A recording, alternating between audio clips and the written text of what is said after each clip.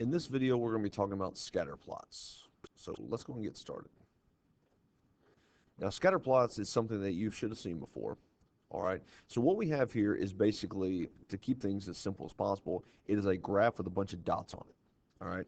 Now, with these dots represents data, and if you notice, sometimes the dots can, and of course, when I say dots, I'm sure a mathematician is probably rolling around, or they're maybe not in their grave, but at least their eyes are being rolled. So data points, we'll call it a little more specific. Notice how the data points can sometimes show a trend in the data. So, like for example, if you notice that this right here has a pretty linear correlation and it's positive. So we would call this a positive correlation. Now this zero or this one, this zero point 0.9, so on and so forth, all this represents, um, it represents how close. So it's a measurement. All right. So like for example, a correlation. Let me see if I can type this here. My computer is being a little slow. So if you have, let's say, some points, and I'm going to do this kind of in a Coach Fordism, points uh, that are more linear. All right, so they form more of a line. So points form a line. You would say that the correlation scale is probably going to be closer to one. All right. So if the points form a straight line, it's a one. And as you can see, looking at this point oh 0.09 here, this point oh 0.09 right here, as you can see, it's still a linear correlation. It's still going up, but notice that the points are not as tight as they are over here. They're not so much in line. So notice how the the scale gets a little further away from one. And of course, this one right here, again, you can kind of see the linear direction is in this direction, but the points are more spread out. So the more spread out it is, the lower the scale goes. And then lastly, this one right here with no correlation, there's no way I cannot determine if that's a linear increase. I can't determine if it's a decrease. I don't know anything. So you would say that if there's no correlation whatsoever, meaning you can't make any heads or tails out of which way the dots are going, then you would say it's zero. All right. Now, the same thing when it comes to negative. The only difference between negative and positive in that is with positive, the line is going up with a positive slope. Here, the line is going down, so the correlation is going down in a negative slope. And so, for my visual learners, like for example, the direction is going down, which that is a negative slope. All right. Now, when it comes to graphing, again, at this point in your high school career, you should have already graphed before, and so what you would do is you would graph all these points just for practice. I'll do a couple of them just to make sure we're all on the same page here. But the zero $600. So the zero $600. Oh, I'm sorry, the 10 $600. If I was to graph this, that 10 600 would be right about there. The 12 550 would be about there. The 16 475 would be about there. The 17 is right here, and it's at 450. It'd be a little lower, about right there. And so that's how you would graph and put these points on a scatter plot. All right. Now, for this question down here, you're trying to determine whether or not they have a positive correlation, negative, and no correlation. And the difficulty level of this is not too challenging. In fact, you pretty much already can figure it out by the time I finish saying it. But question number one, there's no rhyme or reason to how those dots are laid out. So you'd say that this is no correlation. Um, Question number two, it is more of a linear pattern, but the line is going down, so that'd be negative correlation. And then question number three, linear but going up, so this would be a positive correlation. All right. Now, where a lot of where we're going with this is taking a scatter plot. And what I did with this scatter plot is I went ahead and drew a line that represents the best fitting line. So this line is basically an average of all the points. Okay, so this would be like the average. So with all these data points, this line would represent the average of all those points. So it's called the best fitting line.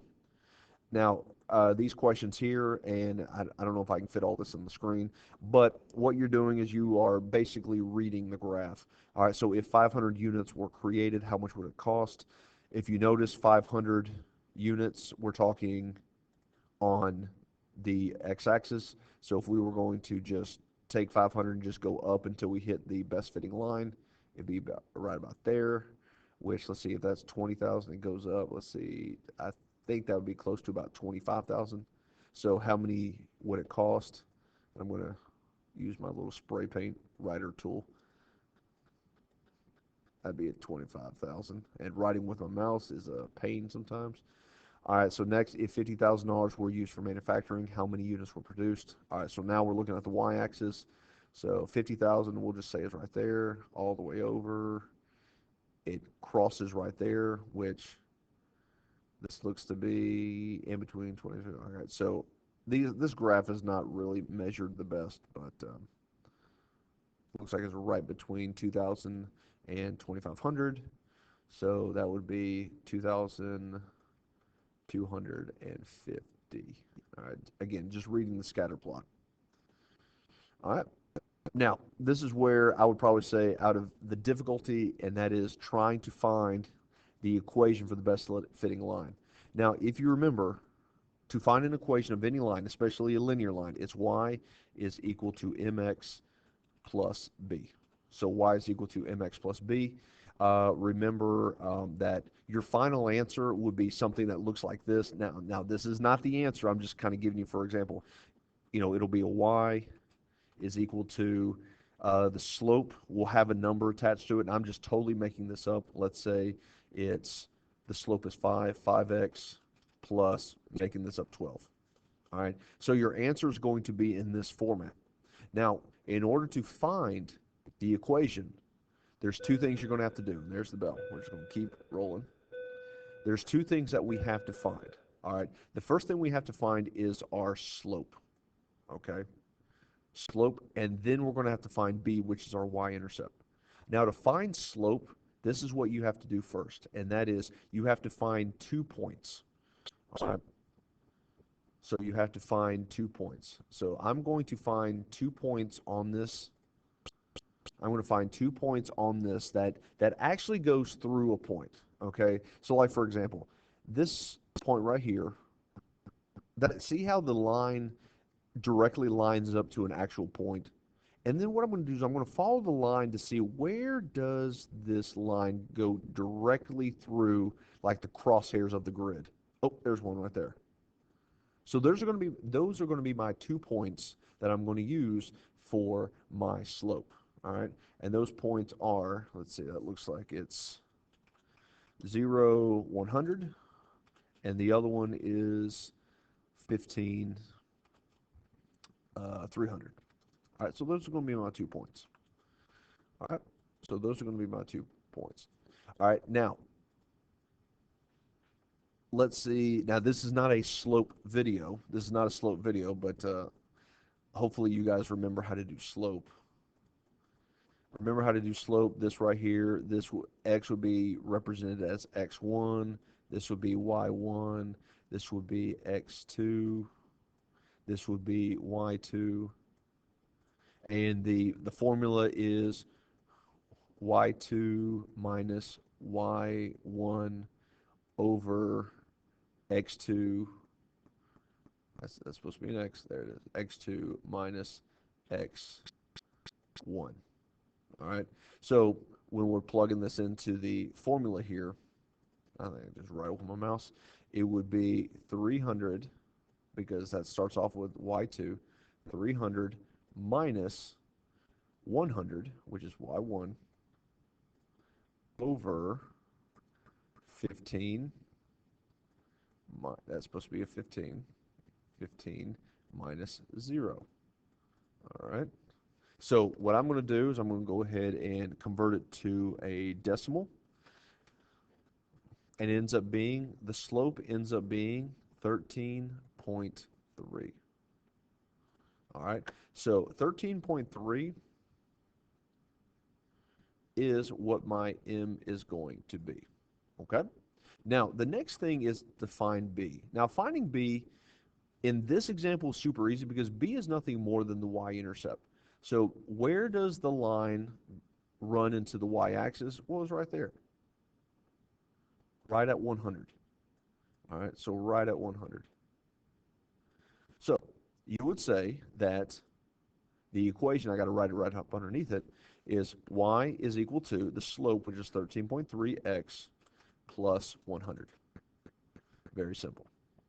Now, usually I'm going to throw in a couple of throwaway questions where it's like, okay, now that you have the equation, then you need to go and answer a couple questions. So like, for example, if the temperature was 50 degrees Celsius, how much would it cost? All right, so 50 degrees Celsius, if you notice, is on the x-axis. So temperature is on the x-axis. But notice that it only goes up to 40, so 50 would be obviously right over here. So since I don't know, and that's supposed to be a 50, 50. Okay, that's supposed to be a 50. That my mouse isn't working there. So since it's supposed to be a 50, now what we can do is we know that since we have the equation, 50 is on the x-axis, so that means we're going to substitute 50 for x. So to solve for this, it would be, and I'm just going to write it right on this line here, y is equal to 13.3 times 50 plus 100. All right. And so the answer is $765. So the answer would be $765. All right. So 765. I think my computer's freezing up a little bit. All right, there we go, $765. Now, the last question is if the cost was $2,000. So if you look in our graph here, notice that the cost, the dollar amount, is on the y-axis. So notice that the dollar amount is on the y-axis here. All right, so that means since the dollar amount is on the y-axis and it's asking the cost of if something is 2,000, so that means y is going to equal 2,000. So we're going to have to use algebra to solve for this. So in my equation, remember my original equation was y is equal to 13.3x plus 100. But since y is equal to 2,000, 2,000 is now going to be y is equal to 13.3x plus 100. And then, of course, you would subtract 100. And when you get that, you get 1900 is equal to 13.3x. And then you would divide. So 900 divided by 13.3, which gives you roughly, we're going to round here a little bit just because it's an ugly decimal. I'll just write it right here. It's going to be 143 degrees Celsius. That's going to be x. All right. Last one. All right, so this one here, a little blurry, but you can see it. Remember, we're going to create a y equals mx plus b format. Now, remember, in order to do the y equals mx plus b, the first thing you need is find 2 points. All right, so what I'm going to do is I'm going to find 2 points where this best fitting line here goes directly through the crosshairs of a grid. All right, now I always like to use the y-intercept. The y-intercept is really easy to use because you know directly the line's going right through there. So I always recommend using the y-intercept. And then if I just look, I think that goes through, but I'm just going to use this one right here. All right, so I'm going to use these 2 points.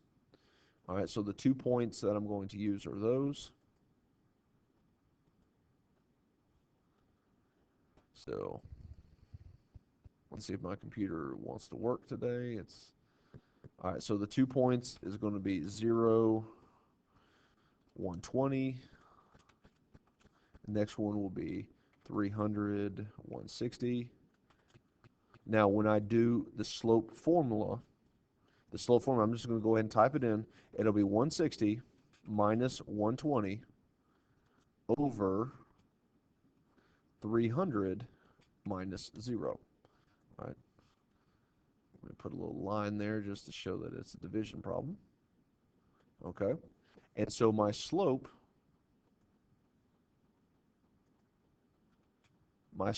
is going to be, let's see, okay. Now I'm going to go ahead and round to 2 decimals, all right, just to get the most accurate slope possible.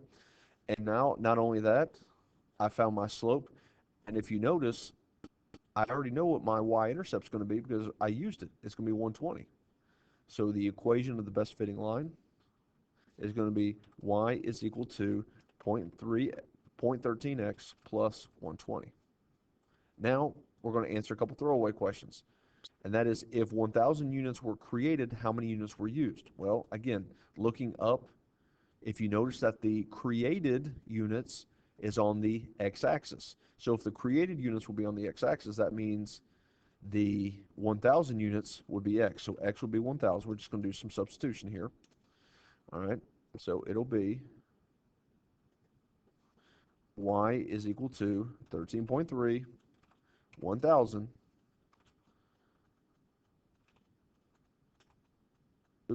plus 120.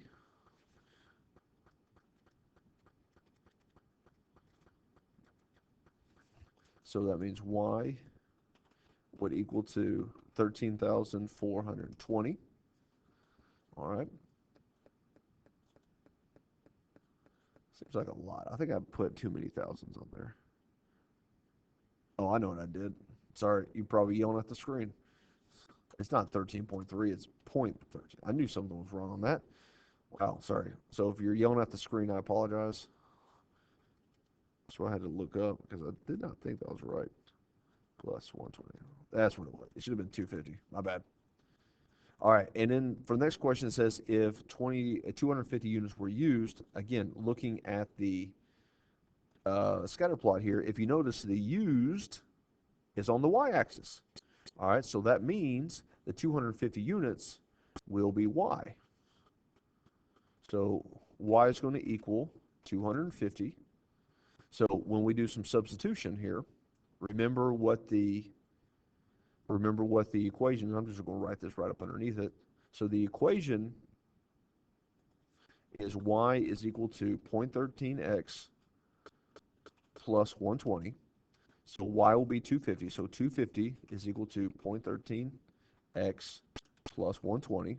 Subtract 120, you get 130 is equal to 0.13x. And then you divide 130 divided by 0.13. And you get an answer of 1,000. Oh, look at that. I didn't even notice that these two are the same answers. Oops. I guess that's what happens when you're going too fast. So x is equal to 1,000. All right. So that was usually not the way it's supposed to work. It's not supposed to be the same exact answer for the reverse, so my fault on that. Anyway, that's everything. I hope that you learned something. Let me know if you have any questions. Thank you for tuning in.